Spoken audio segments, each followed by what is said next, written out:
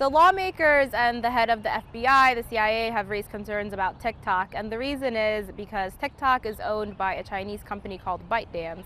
Now, China has laws on the books that compel Chinese companies and organizations to cooperate with any kind of intelligence, national intelligence work that the country might want to do. So lawmakers have expressed concerns that the data of Americans that is on the app, 170 million Americans that use TikTok, could potentially be forced over to the Chinese government.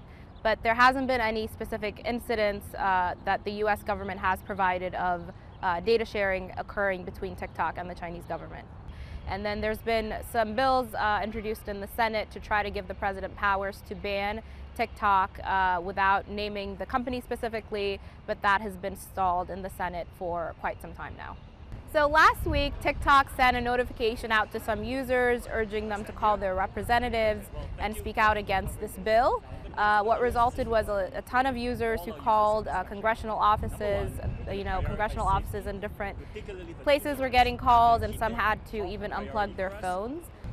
So a national ban is possible. India and some other countries, a handful of other countries, have imposed a national ban.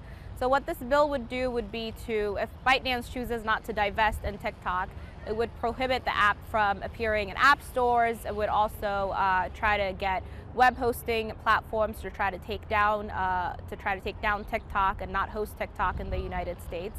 So a ban is possible. So far, the federal government has a ban on TikTok use on official devices, and a number of states in the United States also have that as well.